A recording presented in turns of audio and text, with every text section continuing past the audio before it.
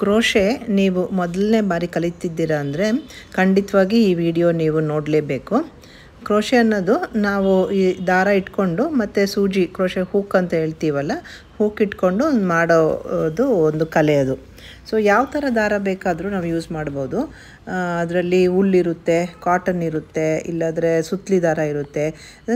Variety of thread use ಮಾಡ್ಕೊಂಡು ಮಾಡ್ಕೋಬೋದು. ಮತ್ತು ಇದಕ್ಕೆ ಬೇಕಾಗಿರೋದೇನು ಕ್ರೋಶೆ ಥ್ರೆಡ್ಡು ಮತ್ತು ಹುಕ್ಕು. ಆದಮೇಲೆ ಇದು ಸ್ವಲ್ಪ ಈ ಥರ ಪಿನ್ಸು ಸ್ವಲ್ಪ ರೆಡಿಯಾಗಿ ಇಟ್ಕೊಂಡ್ರೆ ನಮಗೆ ಮಾರ್ಕ್ ಮಾಡೋಕ್ಕೆ ಸ್ವಲ್ಪ ಈಸಿಯಾಗಿರುತ್ತೆ.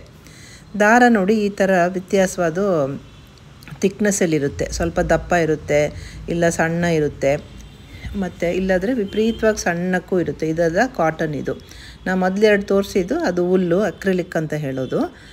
ಈ ಥರ ದಾರದ್ರಲ್ಲಿ ಯೂಸ್ ಮಾಡ್ಬೋದು.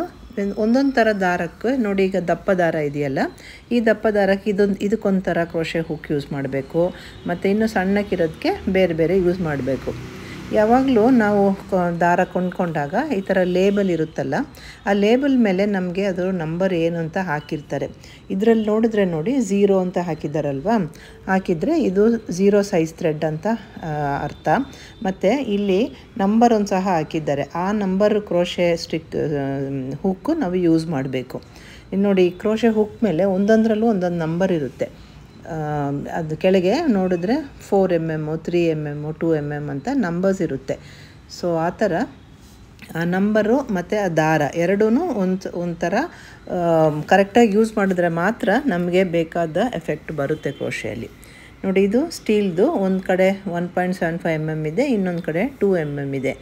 ಈ ಹುಕ್ಕು ಇದು 4 mm. ಇದು ನಂಬರ್ ಹೋಗ್ಬಿಟ್ಟಿದೆ, ನಾನು ಸ್ಟಿಕ್ಕರ್ ಹಾಕ್ಕೊಂಡಿದ್ದೀನಿ. ಆ ಥರ ಒಂದೊಂದು ಕ್ರೋಶೆ ಹುಕ್ಕಿಗೂ ನಂಬರ್ಸು ಡಿಫ್ರೆಂಟ್ ಆಗಿರುತ್ತೆ. ಒಂದೊಂದರಲ್ಲಿ MM ಹಾಕಿರ್ತಾರೆ, ಇಲ್ಲಾಂದರೆ ಒಂದೊಂದರಲ್ಲಿ ನಂಬರ್ಸು ಹಾಕಿರ್ತಾರೆ. 1, 2, 3 ಅಂತ ಹಾಕಿರ್ತಾರೆ. ಅದು ಹೋಗ್ತಾ ಹೋಗ್ತಾ ಅದು ನಿಮಗೆ ಅರ್ಥ ಆಗುತ್ತೆ, ಅದೇನು ಸೈಜ್ಗೆ ಯಾವ ದಾರಕ್ಕೆ ಯಾವ ಹುಕ್ ಯೂಸ್ ಮಾಡಬೇಕು ಅಂತ.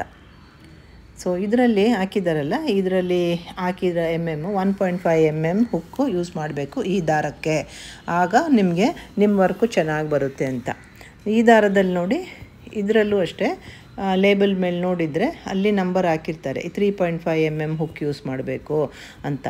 ಸೊ ಈ ದಾರಕ್ಕೆ ಆ ಹುಕ್ ಯೂಸ್ ಮಾಡಿದ್ರೆ ನಿಮಗೆ ನೀವು ಮಾಡೋ ಐಟಮು ಕರೆಕ್ಟಾಗಿ ಸೈಜ್ಗೆ ಬರುತ್ತೆ ಅಂತ ಅರ್ಥ. ನೋಡಿ, ಸ್ವಲ್ಪ ದಪ್ಪ ಇದೆ ಅಲ್ವಾ, ಸೊ ಅದಕ್ಕೆ ಬೇರೆ ಹುಕ್ಕು. ಆದರೆ ಒಂದೊಂದು ಬಾಲಲ್ಲಿ ಇರಲ್ಲ, ನಂಬರ್ಸು ಇರಲ್ಲ, ಮತ್ತು ಇದೇನು ಸೈಜ್ ದಾರ ಅಂತಲೂ ಇರಲ್ಲ, ಇಲ್ಲ ಏನು ಸೈಜ್ ಹುಕ್ಕು ಅಂತಲೂ ಇರಲ್ಲ.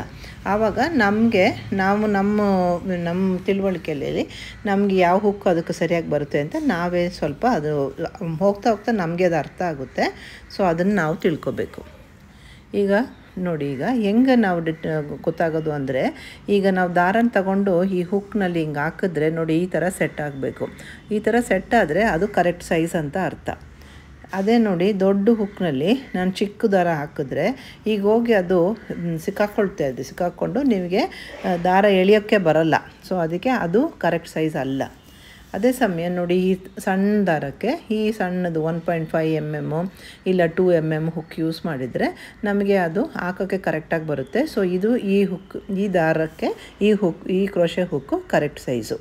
ಸೊ ಆ ಥರ ನಮಗೆ ನಂಬರು ಅದು ಇದು ಬೇರೆ ಯಾವುದು ಲೇಬಲ್ ಮೇಲೆ ನಮ್ಗೆ ಕಾಣಿಸ್ದೇ ಇರದೇ ಹೋದ್ರೂ ನಾವು ಈ ಸ್ವಲ್ಪ ಇದರಲ್ಲಿ ಗಮನ ಕೊಟ್ಟರೆ ನಮಗೆ ಅರ್ಥ ಆಗುತ್ತೆ ಯಾವ್ದು ಕರೆಕ್ಟು ಯಾವ್ದು ಕರೆಕ್ಟ್ ಇಲ್ಲ ಅಂತ. ಸೊ ಇದು ನೋಡಿ, ಈ ವೈಟ್ ದಾರಕ್ಕೆ ಈ 2.5 mm ಹುಕ್ಕು ಸರಿಯಾಗಿ ಬರುತ್ತೆ. ಸೊ ಸ್ವಲ್ಪ ಹೆಚ್ಚು ಕಡಿಮೆ ಇದ್ದರೆ ಪರವಾಗಿಲ್ಲ, ಅಂದರೆ ತುಂಬ ವ್ಯತ್ಯಾಸ ಇರಬಾರ್ದು. ಸೊ ಆವಾಗ ನಮ್ಮ ಐಟಮ್ಸ್ ನಾವೇನು ಮಾಡ್ತೀವೋ ಅದು ನಮಗೆ ಕರೆಕ್ಟಾಗಿ ಫ್ಲ್ಯಾಟ್ ಆಗೋ, ಇಲ್ಲ ರೌಂಡ್ ಬೇಕಂದರೆ ರೌಂಡು, ಸ್ಕ್ವೇರ್ ಬೇಕಂದರೆ ಸ್ಕ್ವೇರು, ಆವಾಗಲೇ ಕರೆಕ್ಟಾಗಿ ಬರುತ್ತೆ. ಸೊ ಈಗ ಸ್ಟಾರ್ಟ್ ಮಾಡೋಣ.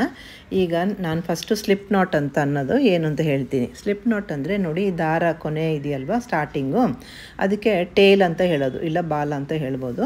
ಇನ್ನು ದಾರ ಏನೂ ಕಟ್ ಮಾಡಿಲ್ಲ, ಅದು ಬಾಲಲ್ಲೇ ಇದೆ ನೋಡಿ. ಹಿಂಗೆ ಸುತ್ತಕೊಳ್ಬೇಕು, ಹಿಂಗೆ ಫಿಂಗರ್ ಮೇಲೆ ಹಿಂಗೆ ಸುತ್ತಕೊಂಡು ಹಿಂಗೆ ಎಕ್ಸ್ ಥರ ಕ್ರಾಸ್ ಮಾಡಿಬಿಟ್ಟು ನೀವು ಯಾವ ಹುಕ್ಕು ಅದಕ್ಕೆ ಯೂಸ್ ಮಾಡ್ತೀರೋ ಅದನ್ನು ತಗೊಂಡು ಅದ್ರ ಅಡಿಗೆ ಹಾಕಿ ಈ ಥರ ಎಳೆದ್ರೆ ಒಂದು ಗಂಟು ಬೀಳುತ್ತೆ.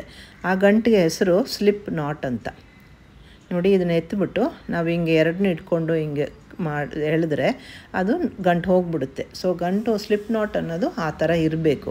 ನೀವು ತಪ್ಪಾಗಿ ಹಾಕಿದ್ರೆ ಈ ಥರ ಎಳೆದ್ರೆ ನಮಗೆ ನಾಟು ಬಿಚ್ಕೊಂಡು ಅದು ಎಳೆದ್ರೆ ಬರಲ್ಲ. ಸೊ ಅದು ತಪ್ಪಾದ ಸ್ಟಿಚ್ಚು. ಹಿಂಗೆ ಹಾಕೋದು ಇದು ಸ್ಲಿಪ್ ನಾಟ್ ಅಂತ. ಹಿಂಗೆ ಹಾಕ್ಬಿಟ್ಟು ನೋಡಿ ಸ್ವಲ್ಪ ಟೈಟ್ ಮಾಡಿಕೊಂಡ್ರೆ ಹಿಂಗೆ ಆ ಹುಕ್ ಮೇಲೆ ಅದು ಕರೆಕ್ಟಾಗಿ ಕೂತ್ಕೊಳ್ಳುತ್ತೆ. ಸೊ ಸ್ಲಿಪ್ ನಾಟು ಈಗ ನಾವು ಹಾಕಿದಾಗ ಆ ಟೇಲ್ ಥ್ರೆಡ್ ಅಂತೀವಲ್ಲ ಅದನ್ನು ಬಿಟ್ಬಿಟ್ಟು ನೀವು ಇಲ್ಲಿಂದ ಅದು ಉಂಡೆಯಿಂದ ಬರೋ ಥ್ರೆಡ್ಡು ಹಿಂಗೆ ಸ್ವಲ್ಪ ಟೈಟಾಗಿ ಇಟ್ಕೋಬೇಕು. ಮೊದಲು ನೋಡಿ ಹಿಂಗೆ ಫಿಂಗರ್ ಮೇಲೆ ಇಲ್ಲ ಅದೇ ಬೆರಳು ಮೇಲೆ ಹಿಂಗೆ ಸುತ್ಕೋಬೇಕು ಟೈಟಾಗಿ. ಕರೆಕ್ಟಾಗಿ ಮೆಥಡ್ ಅಂದರೆ ಈ ಥರ ಇಟ್ಕೋಬೇಕು ನಾನೀಗ ಮಾಡಿದ ಥರ. ಬಟ್ ಅದು ಮೊದಲು ನೀವು ಮಾಡ್ತಾ ಇರುವಾಗ ಬರೋಲ್ಲ, ಅದಕ್ಕೆ ಪರವಾಗಿಲ್ಲ. ಮೇಲೆ ಈ ಥರ ಬೆರಳು ಮೇಲೆ ಸುತ್ಕೊಳ್ಳಿ. ಫಸ್ಟು ಸುತ್ತಕೊಂಡ್ರೆ ಈ ಥರ ನೋಡಿ ಟೈಟಾಗಿರಬೇಕು. ಲೂಸ್ ಬಿಟ್ಟರೆ ನಿಮಗೆ ಚೈನ್ಗಳು ಸರಿಯಾಗಿ ಬರೋಲ್ಲ. ಇಟ್ಕೊಳ್ಳೋದು ಅಷ್ಟೇ, 2 ಥರ ಇಟ್ಕೋಬೋದು. ಒಬ್ಬರೊಬ್ಬರು ಪೆನ್ಸಲ್ ಥರ ಇಟ್ಕೋತಾರೆ, ಒಬ್ಬರೊಬ್ಬರು ಚಾಕು ಥರ ಇಟ್ಕೋತಾರೆ. ಹೆಂಗಿದ್ರೂ ಓಕೆ, 2 ಥರನೂ ಮಾಡ್ಬೋದು. ನಾನಂತೂ ಪೆನ್ಸಲ್ ಥರನೇ ಇಟ್ಕೋತೀನಿ. ಇಟ್ಕೊಂಡು ನೋಡಿ ಫಸ್ಟು ಚೈನ್ ಈಗ ಮಾಡ್ತಾಯಿದ್ದೀನಿ. ಈಗ ನಾನು ಮಾಡಿದ ಹೆಸರು ಚೈನು, ಅದು 1 ಚೈನ್ ಮಾಡಿದ್ದೀನಿ ಅಂತ. ಈಗ ನೀಡಲ್ನ ಹಿಂಗೆ ಲೆಫ್ಟ್ ಸೈಡ್ಗೆ ಬಿಟ್ಟು ಕೆಳಗಿಂದ ಮೇಲೆ ತಗೊಂಡು ಆ ದಾರನ ಆ ಹುಕ್ಕಲ್ಲಿ ಸಿಕ್ಸ್ಕೊಂಡು ಹಿಂಗೆ ಎಳಿಬೇಕು. ಹಿಂಗೆ ಎಳೆದಾಗ ಅದು ಚೈನ್ ಬೀಳುತ್ತೆ. ಸೊ ಇದಕ್ಕೆ ಹೆಸರು ಚೈನ್ ಅಂತ. ಇದು ನೀವು ಮೊದಲನೇ ಸಾರಿ ಮಾಡ್ತಾಯಿದ್ದೀರಿ ಅಂದರೆ ನಿಮಗೆ ಚೈನ್ ಇಷ್ಟು ನೀಟಾಗೂ ಬರಲ್ಲ, ಇಷ್ಟು ಕರೆಕ್ಟಾಗಿ ನಿಮಗೆ ಸೈಜು ಬರಲ್ಲ. ಸೊ ಅದು ಪರವಾಗಿಲ್ಲ. ನಿಮಗೆ ಕರೆಕ್ಟಾಗಿ ಚೈನು ಇದೇ ಥರ ನೀಟಾಗಿ ಒಂದೇ ಥರ ಬರಬೇಕಂದ್ರೆ ನಿಮ್ಗೊಂದು 2 ದಿನ ಆಗುತ್ತೆ. ಸೊ ಅದು ನೀವು 2 ದಿನ ಪ್ರಾಕ್ಟೀಸ್ ಮಾಡಬೇಕಾಗುತ್ತೆ. ಏನು ಕೌಂಟು ಏನು ಮಾಡದೆ, ಏನು ಲೆಕ್ಕಾಚಾರ ಏನು ಬೇಕಾಗಿಲ್ಲ. ಜಸ್ಟ್ ಆ ಥರ ಚೈನ್ ಹಾಕ್ಕೊಂಡೇ ಹೋಗಿ. ಈಗ ನಾನು ಇದರಲ್ಲಿ 10 ಚೈನ್ ಹಾಕಿದ್ದೀನಿ. ಹಿಂಗೆ ಎಣಿಸ್ಬೇಕು ನೋಡಿ. ಇದು 3, 4, 5, 6, 7, 8, 9, 10. ಸೊ ನಾನು 10 ಚೈನ್ ಹಾಕ್ಸಿದ್ದೀನಿ. ಸೊ ಈಗ ನೀವು ಹಿಂಗೆ ನೋಡಿಕೊಂಡು ಎಣಿಸ್ಕೋಬೇಕು. ಕೌಂಟಿಂಗು ತುಂಬ ಮುಖ್ಯ, ಇಂಪಾರ್ಟೆಂಟು ಇದರಲ್ಲಿ. ಅದನ್ನು ಮಾತ್ರ ಬಿಡಬಾರ್ದು. ಆಮೇಲೆ ನಿಮ್ಮ ಚೈನು ಈ ಥರ ನೋಡಿ ಒಂದೇ ಥರ ಸಾಮಾನ್ಯವಾಗಿರಬೇಕು. ದೊಡ್ಡದು ಚಿಕ್ಕದು ಆ ಥರ ಎಲ್ಲ ಇರಬಾರ್ದು. ಯಾವಾಗಲೂ ನಾವೆಲ್ಲಿ ಸ್ಟಾರ್ಟ್ ಮಾಡ್ತೀವಿ ಅಲ್ಲಿ ಒಂದು ಈ ಥರ ಪಿನ್ನಲ್ಲಿ ಮಾರ್ಕ್ ಮಾಡ್ಕೊಳ್ಳೋದು ತುಂಬ ಅವಶ್ಯ. ಅದು ನಿಮಗೆ ಭಾರಿ ಹೆಲ್ಪ್ ಆಗುತ್ತೆ. ಇಲ್ಲದೆ ಹೋದರೆ ನಮ್ಮ ಸ್ಟಿಚ್ ಕೌಂಟ್ಗಳು ತಪ್ಪಾಗ್ಬಿಡುತ್ತೆ. ಸೊ ಈಗ ನಾನು 10 ಚೈನ್ ಹಾಕಿದ್ದೀನಿ ಅಲ್ವಾ. ಈಗ ನೀವು ಪ್ರಾಕ್ಟೀಸ್ ಮಾಡೋದಾಗಿದ್ದರೆ ಇದನ್ನೇ ಸುಮ್ಮನೆ ಚೈನ್ ಮಾಡ್ತಾ ಹೋಗ್ಬೋದು. 100, 100, 200 ಚೈನ್ ಮಾಡ್ಬೋದು. ತಿರ್ಗಾ ಬಿಚ್ಚಿಬಿಟ್ಟು ತಿರ್ಗಾ ಅದೇ ಥರ ಮಾಡ್ಬೋದು. ಹಾಕ್ತಾ ಇದ್ರೇ ನಿಮಗೆ ಚೈನ್ ಸ್ಟಿಚ್ಚು ನೀಟಾಗಿ ಬರುತ್ತೆ. ಸೊ ಈಗ ನಾವು ಕಲ್ತಿದ್ದು ಇದಕ್ಕೆ ಹೆಸರು ಚೈನ್ ಸ್ಟಿಚ್ ಅಂತ. ನೀವು ಹಾಕ್ತಾನೆ ಹೋಗಿ ಪ್ರಾಕ್ಟೀಸ್ ಮಾಡಿಕೊಂಡು ಆಮೇಲೆ ನೆಕ್ಸ್ಟ್ ಸ್ಟಿಚ್ಚು ನೀವು ಮುಂದುವರಿಬೋದು. ಸೊ ಈಗ ನಾನು ತೋರಿಸ್ತಾ ಇದ್ದೀನಿ ನೋಡಿ. ಹಿಂಗೆ ಎತ್ಬಿಟ್ಟು ತಿರ್ಗಿ ಒಂದು ಸಲ ಅದೇ ಸ್ಟಿಚ್ಚು ಹಾಕಿ. ಈಗ ನೋಡಿ ಏನಾಯಿತು, ನಾನು ಹಾಕ್ತಾ ಈಗ 3 ಚೈನ್ 4 ಹಾಕಿದ್ದೀನಿ. ಈಗ ನಾನು ತಗೊಳ್ಳುವಾಗ ನಾನು ಬೇರೆ ಹುಕ್ ತಗೊಬಿಟ್ಟಿದ್ದೀನಿ ನಾನು ಕೈಯಲ್ಲಿ. ಸೊ ಹಾಕ್ತಾ ನೋಡಿ ಏನಾಗುತ್ತೆ, ಹುಕ್ಕು ಚಿಕ್ಕದಾಯಿತು ಸೈಜು. ಅದಕ್ಕೆ ನನಗೆ ಆ ದಾರ ಕರೆಕ್ಟಾಗಿ ಆ ಹುಕ್ಕಲ್ಲಿ ಸೆಟ್ ಆಗ್ತಾ ಇಲ್ಲ. ಈ ಥರ ನೋಡಿ ಬೇರೆ ಬೇರೆ ಬಂದುಬಿಡುತ್ತೆ, ಎಳೆಯಾಗಿ ಬಂದುಬಿಡುತ್ತೆ. ಆಮೇಲೆ ಇನ್ನು ಸೈಜ್ ನೋಡಿದ್ರೂ ನಿಮಗೆ ಗೊತ್ತಾಗುತ್ತೆ. ಮುಂದೆ ಇರೋ ನೋಡಿ ಈ ಚೈನ್ಸ್ ಎಲ್ಲ ದಪ್ಪ ಇದೆ, ಈಗ ಬರ್ತಾ ಅದು ಸಣ್ಣ ಆಗಿದೆ. ಸಣ್ಣ ಯಾಕಂದರೆ ನಾನು ಹುಕ್ ಸೈಜು ಚಿಕ್ಕ ತಗೊಬಿಟ್ಟಿದ್ದೀನಿ ಅದಕ್ಕೆ. ಸೊ ಈಗ ತಿರ್ಗಾ ನಾನು 4 mm ಹುಕ್ಕೆ ತಗೊಂಡಿದ್ದೀನಿ. 3 ಚೈನ್ ಹಾಕಿದ್ದೀನಿ. ಈಗ ಅದಾದಮೇಲೆ ಇನ್ನು ಟೋಟಲ್ 10 ಹಾಕ್ತೀನಿ. ಸೊ 3 ಹಾಕಿದ್ದೀನಿ, ಇನ್ನೊಂದು 7 ಚೈನ್ ಹಾಕ್ತೀನಿ. ಹಾಕ್ಬಿಟ್ಟು ಈಗ ಎಣಿಸ್ಬೇಕು ತಿರ್ಗಾ ನೀವು. ಸೊ ನೋಡಿ ಈ ಥರ ನೀಟಾಗಿರಬೇಕು ಚೈನು. ಅದು ತನಕ ನೀವು ಪ್ರಾಕ್ಟೀಸ್ ಮಾಡಬೇಕು. ಇದಕ್ಕೆ ಮುಂದುವರಿಬಾರ್ದು, ಬೇರೆ ಸ್ಟಿಚ್ ಕಲಿಯೋಕ್ಕೆ ಹೋಗಬಾರ್ದು. ಫಸ್ಟು ಚೈನ್ ಕರೆಕ್ಟಾಗಿ ಇರಬೇಕು. ಸೊ ಚೈನ್ 10 ಹಾಕಿದ ಮೇಲೆ ನಾನು ಈಗ ನಿಮಗೆ ನೆಕ್ಸ್ಟು ಸಿಂಗಲ್ ಕ್ರೋಶೆ ಸ್ಟಿಚ್ ಅಂದರೆ ಏನು ಅಂತ ಹೇಳ್ಕೊಡ್ತೀನಿ. ಸಿಂಗಲ್ ಕ್ರೋಶೆ, ಸಿಂಗಲ್ ಅಂದರೆ ಒಂಟಿ ಅಲ್ವಾ, ಅದು ಆ ಕ್ರೋಶೆ ಸ್ಟಿಚ್ಚು ಹೆಂಗೆ ಅಂತ. ಈಗ ಸಿಂಗಲ್ ಕ್ರೋಶೆ ಸ್ಟಿಚ್ ಸ್ಟಾರ್ಟ್ ಮಾಡೋಕ್ಕೆ ಮುಂಚೆ ಒಂದು ಎಕ್ಸ್ಟ್ರಾ ಚೈನ್ ಹಾಕ್ಕೊಳ್ಬೇಕು. ಸೊ 10 ಚೈನ್ ಹಾಕಿದ್ದೆ ನಾನು, ಈಗ +1 ಹಾಕಿದ್ದೀನಿ. ಸೊ ಟೋಟಲ್ಲು 11 ಚೈನ್ಸ್ ಹಾಕಿದ್ದೀನಿ. ಹಾಕಿದ್ಮೇಲೆ ಈಗ ಗಮನ ಕೊಡಿ. ಈಗ ಸ್ವಲ್ಪ ಈಗ ನೆಕ್ಸ್ಟ್ ಎಲ್ಲಿ ಸ್ಟಾರ್ಟ್ ಮಾಡೋದು ಅಂದರೆ, ಈಗ ನೋಡಿ ಇಲ್ಲಿ ನೀಡಲ್ ಮೇಲಿರೋ ಚೈನ್ಗೆ ಲೆಕ್ಕ ಇಲ್ಲ, ಅದು ಲೆಕ್ಕಕ್ಕೆ ಬರೋಲ್ಲ, ಅದು ಲೆಕ್ಕಕ್ಕಿಲ್ಲ. ಸೊ ಅದ್ರ ಪಕ್ಕದಿರೋದು ಫಸ್ಟ್ ಚೈನು. ಓಕೆ, ಸೊ ಆ ಫಸ್ಟ್ ಚೈನ್ನ ಸ್ಕಿಪ್ ಮಾಡಿಬಿಟ್ಟು ಸೆಕೆಂಡ್ ಚೈನ್ ಒಳಗೆ ನಿಮ್ಮ ನೀಡಲ್ ಹಾಕ್ಕೊಳ್ಬೇಕು. ಇದು ಸಿಂಗಲ್ ಕ್ರೋಶೆಗೆ ಇದೇ ರೂಲ್ಸು. ಫಸ್ಟ್ ಸ್ಟಿಚ್ ಬಿಟ್ಬಿಟ್ಟು ನೋಡಿ, ಆ ಸ್ಟಿಚ್ ಬಿಟ್ಬಿಟ್ಟು ಸೆಕೆಂಡ್ ಸ್ಟಿಚ್ ಅಂದರೆ ಈ ಚೈನು, ಇದರಲ್ಲಿ ಸೆಕೆಂಡ್ ಚೈನ್ ಒಳಗೆ ಈ ಥರ ನಿಮ್ಮ ಹುಕ್ಕನ್ನ ಹಾಕ್ಕೊಂಡು ದಾರನ ಮೇಲೆ ಎಳ್ಕೊಂಡು, ಈಗ 2 ಇರುತ್ತೆ ನಿಮ್ಮ ನೀಡಲ್ ಮೇಲೆ, ಆಗ ಅದನ್ನು ಹಿಂಗೆ ಪುಲ್ ಮಾಡ್ಕೋಬೇಕು. ಹಿಂಗೆ ಪುಲ್ ಮಾಡ್ಕೊಂಡಾಗ ಒಂದು SC ಸ್ಟಿಚ್ಚು ಇಲ್ಲಾಂದರೆ ಸಿಂಗಲ್ ಕ್ರೋಶೆ ಸ್ಟಿಚ್ಚು ಕಂಪ್ಲೀಟ್ ಮಾಡಿದ್ದೀರಾ. ಸೆಕೆಂಡ್ ಒನ್ನು ಅದರ ಪಕ್ಕದಲ್ಲಿರೋ ಚೈನಲ್ಲೇ ತಿರ್ಗಾ ಸೆಕೆಂಡ್ ಒನ್ನು ಇದೇ ರೀತಿ ಸ್ಟಾರ್ಟ್ ಮಾಡಿ ಈ ಥರನೇ ಎಳ್ಕೋಬೇಕು. ಈಗ ನಾವು 2 ಸಿಂಗಲ್ ಕ್ರೋಶೆ ಸ್ಟಿಚ್ ಹಾಕಿದ್ದೀವಿ. ಅದು ಮಾರ್ಕ್ ಮಾಡ್ಕೊಳ್ಳೋಕ್ಕೆ ಫಸ್ಟು ಎಲ್ಲಿ ಸ್ಟಾರ್ಟ್ ಮಾಡಿದಾಗ ಫಸ್ಟು ಯಾವ ಸ್ಟಿಚ್ ಹಾಕಿದ್ರೋ ಆ ಸ್ಟಿಚ್ಗೆ ಒಂದು ಮಾರ್ಕರ್ ಹಾಕ್ಕೊಳ್ಳಿ ಈ ಥರ. ಇದು ಮಾತ್ರ ಈ ಸ್ಟೆಪ್ನ ಮಾತ್ರ ಖಂಡಿತ ಸ್ಕಿಪ್ ಮಾಡಬೇಡಿ. ನೀವು ಕಲಿಯುವಾಗ ಈ ಮಾರ್ಕರು ತುಂಬ ಅವಶ್ಯ. ಕಲಿಯುವಾಗ ಅಂತಲ್ಲ, ಮತ್ತೆ ನೀವು ಏನು ಡಿಸೈನ್ ಮಾಡಿದ್ರು ಮಾರ್ಕರ್ಸ್ ಯೂಸ್ ಮಾಡ್ಕೊಂಡು ಮಾಡೋದು ತುಂಬ ಕರೆಕ್ಟಾದ ಮೆಥಡು. ಅದೇ ಒಳ್ಳೆ ಮೆಥಡು ನಿಮಗೆ ಕಲ್ತ್ಕೊಳ್ಳೋಕ್ಕೆ. ಈಗ ಎಲ್ಲ ಚೈನಲ್ಲೂ ಒಂದೊಂದು ಸಿಂಗಲ್ ಕ್ರೋಶೆ ಸ್ಟಿಚ್ಚು ಮಾಡ್ತಾಯಿದ್ದೀನಿ. ಇದು ನೀವು ಬಿಗಿನರ್ ಆಗಿದ್ದರೆ ನಿಮಗೆ ಇಷ್ಟು ಸ್ಪೀಡಲ್ಲಿ ಬರೋಲ್ಲ. ಸ್ವಲ್ಪ ನಿಮಗೆ ಕೈ ಇಲ್ವಾ ಮತ್ತು ನಿಮ್ಮ ಬೆರಳುಗಳು ಅದೆಲ್ಲ ಸರಿಯಾಗೆ ಮೂವ್ ಆಗೋಲ್ಲ, ಕೋಆರ್ಡಿನೇಟ್ ಆಗೋಲ್ಲ. ಬಟ್ ಪರವಾಗಿಲ್ಲ, ನೀವು ಹಂಗೆ ಪ್ರಾಕ್ಟೀಸ್ ಮಾಡ್ತಾ ಇದ್ದರೆ ಖಂಡಿತ 1-2 ದಿನದಲ್ಲಿ ನೀವು ಪರ್ಫೆಕ್ಟಾಗೆ ಸಿಂಗಲ್ ಕ್ರೋಶೆ ಸ್ಟಿಚ್ಚನ್ನ ನೀವು ಮಾಡ್ಬೋದು. ಅಂದರೆ ನೀವೇನು ನೋಡಬೇಕಂದ್ರೆ ಇಲ್ಲಿ ಈಗ 9 ಸ್ಟಿಚ್ ಆಯ್ತಲ್ವ, ಈಗ 10ನೇ ಸ್ಟಿಚ್ಚು. ಈಗ ಆ ಮಾರ್ಕರ್ ಇರೋದಕ್ಕೆ ನನಗೆ ಅಲ್ಲೊಂದು ಸ್ಟಿಚ್ ಇದೆ ಅಂತ ಗೊತ್ತಾಗುತ್ತೆ. ಇಲ್ಲದೆ ಹೋದರೆ ಅಲ್ಲಿರೋದು ಚೈನ್ ಗೊತ್ತಾಗೋದೇ ಇಲ್ಲ. ಅದು ಮಿಸ್ ಆಗೋಕ್ಕೆ ತುಂಬ ಚಾನ್ಸಸ್ ಇರುತ್ತೆ. ಎಷ್ಟೊಂದು ಜನ ಕಲಿಯೋರು, ಇಲ್ಲ ನಾನು ಆ ಥರ ಮಾಡಿದ್ದೀನಿ, ಮಾರ್ಕರ್ ಹಾಕ್ದೇ ಹೋದರೆ ಅಲ್ಲೊಂದು ಸ್ಟಿಚ್ ಇರೋದೇ ನನಗೆ ಮರ್ತು ಹೋಗುತ್ತೆ. ಈಗ ತಿರ್ಗಾ ಇದು 10 ಕಂಪ್ಲೀಟ್ ಆದಮೇಲೆ ನೀವು ಸ್ವಲ್ಪ ಟೈಮ್ ಆದರೂ ಪರವಾಗಿಲ್ಲ, ಈ ಸ್ಟಿಚ್ ಎಷ್ಟಿದೆ ಅಂತ ಖಂಡಿತ ಕೌಂಟ್ ಮಾಡಬೇಕು. ಕೌಂಟ್ ಮಾಡಿಬಿಟ್ಟು 10 ಸ್ಟಿಚ್ ಇರಬೇಕು. 10 ಸ್ಟಿಚ್ ಇದ್ದರೆ ನೀವು ಕರೆಕ್ಟಾಗಿ ಮಾಡಿದ್ದೀರಿ ಅಂತ ಅರ್ಥ. ಈ 10 ಆದಮೇಲೆ ಈಗ ಇದ್ರ ಮೇಲೆ ಹೆಂಗೆ ಹಾಕೋದು ಅಂದರೆ, ಇದ್ರ ಮೇಲೆ ಹಾಕ್ತಾ ಹೋಗಬೇಕಲ್ವ. ಸೊ ಅದಕ್ಕೆ ಒಂದು ಚೈನ್ ಹಾಕ್ಕೊಂಡು ಇದನ್ನು ನಾವು ಹಿಂಗೆ ತಿರ್ಗಿಸ್ಕೋಬೇಕು. ಹಿಂಗೆ ತಿರ್ಗಿಸಿದಾಗ ಆ್ಯಕ್ಚುಲಿ ನಾವು ಈಗ ಬ್ಯಾಕ್ ಸೈಡಲ್ಲಿ ಹಾಕ್ದಂಗೆ ಆಗುತ್ತೆ. ಸೊ ಹಿಂಗಿದೆ ನೋಡಿ, ಇದನ್ನ ಜಸ್ಟ್ ಬ್ಯಾಕಲ್ಲಿ ತಿರ್ಗಿಸ್ಕೊಂಡು ಆವಾಗ ಇನ್ನು ಸಿಂಗಲ್ ಕ್ರೋಶೆ ಸ್ಟಿಚ್ಚು ಕಂಟಿನ್ಯೂ ಮಾಡಬೇಕು. ಅದು ಎಲ್ಲಿ ಮಾಡಬೇಕು ಅಂತ ನೀವು ನೋಡಿ.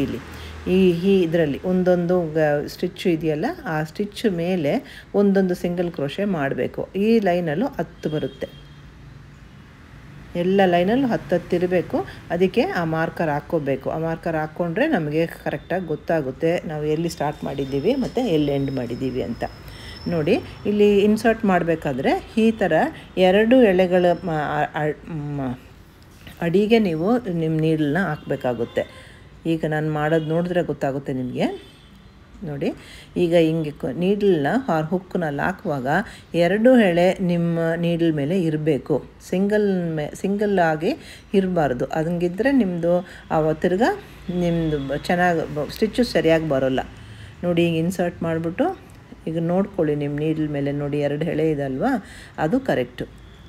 ಆದಮೇಲೆ ಹಿಂಗೆ ದಾರ ತಗೊಂಡು ಸ್ಟಿಚ್ ಮಾಡೋದು. ನೋಡಿ, ಈ ಥರ ಸಿಂಗಲಲ್ಲಿ ಮಾಡಬೇಡಿ. ಸಿಂಗಲಲ್ಲಿ ಮಾಡಿದ್ರೆ ಅದು ಬೇರೆ ಸ್ಟಿಚ್, ಅದಕ್ಕೆ ಅರ್ಥ. ಅದು ಈಗ ಮಾಡಬಾರ್ದು. So put it under both your loops. So just ನೀಡಲ್ನ ಒಳಗೆ ಹಾಕ್ಕೊಂಡು ಆ ದಾರನ ಎಳ್ಕೋಬೇಕು. ಇದಕ್ಕೆ ಹೆಸರು ಸಿಂಗಲ್ ಕ್ರೋಶೆ ಸ್ಟಿಚ್ ಅಂತ. ಆಮೇಲೆ ಇದು ಸ್ವಲ್ಪ ಲೆಂತು ಶಾರ್ಟಾಗಿರುತ್ತೆ, ಕಡಿಮೆ ಇರುತ್ತೆ ಲೆಂತು. ಬೇರೆ ಸ್ಟಿಚ್ಗಿಂತ ಇದು ತುಂಬ ಕಡಿಮೆ, ಚಿಕ್ಕ ಸ್ಟಿಚ್ ಇದು.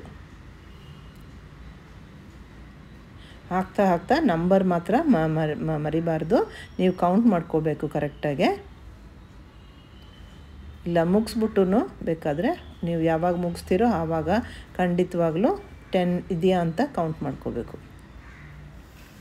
ಈಗ ನೋಡಿ, ಅಲ್ಲಿಂದ ಕೌಂಟ್ ಮಾಡಿ. 1 2 3 4 5 6 7 8 9 ಇದೆ, 9 ಇದೆ, ಮತ್ತು ಇನ್ನೊಂದು ಬಾಕಿ ಇದೆ. ಅದು ಹಾಕಿದ್ರೆ 10 ಆಗುತ್ತೆ. ಸೊ ಫಸ್ಟ್ ಸ್ಟಿಚ್ಚಲ್ಲಿ ನಾನು ಒಂದು ಪಿನ್ನ ತಿರುಗನ್ನು ಮಾರ್ಕ್ಗೆ ಹಾಕ್ಕೋತಾ ಇದ್ದೀನಿ. ಅದು ಮುಂಚೆನೇ ಹಾಕಿರಬೇಕಿತ್ತು, ಈಗ ನಾನು ಈಗ ಹಾಕಿದ್ದೀನಿ ಅಷ್ಟೆ. ಇಲ್ಲಿ ನೋಡಿ 10th ಸ್ಟಿಚ್ಚು ಇಲ್ಲಿ ಬರುತ್ತೆ. ಸೊ ಅದಕ್ಕೆ ಮಾರ್ಕರ್ ಹಾಕ್ಕೋಬೇಕು. ಇಲ್ಲದೋದ್ರೆ ಈಸಿಯಾಗಿ ಅದನ್ನು ಬಿಟ್ಬಿಟ್ಟು ನಾವು ಮುಂದೆ ಹೋಗೋಕ್ಕೆ ಚಾನ್ಸಸ್ ಇದೆ.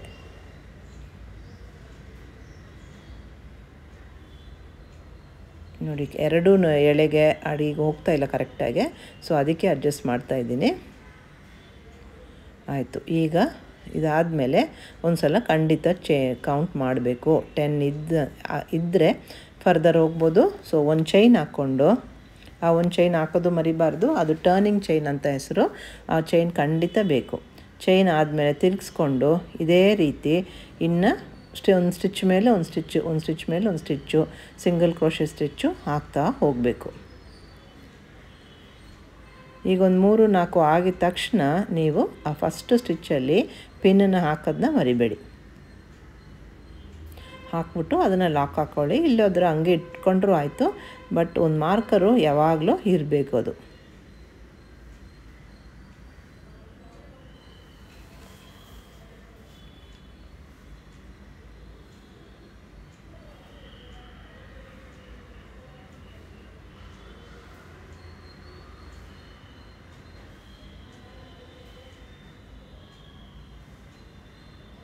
ಆಯಿತು. ಈಗ 9 ಹಾಕಿರ್ತೀನಿ. ಕೌಂಟ್ ಮಾಡೋಣ. ನೋಡಿ ಕೌಂಟ್ ಮಾಡಿ ನೋಡಿದ್ರೆ 9 ಸ್ಟಿಚ್ ಇರುತ್ತೆ. ಸೊ ಈಗ ಲಾಸ್ಟ್ ಒಂದು ಮಾತ್ರ ಆ ಪಿನ್ನನ್ನು ಎತ್ಬಿಟ್ಟು ಆ ಜಾಗದಲ್ಲಿ ಲಾಸ್ಟ್ 10th ಸ್ಟಿಚ್ಚು ಅಲ್ಲಿ ಹಾಕ್ಕೋಬೇಕು.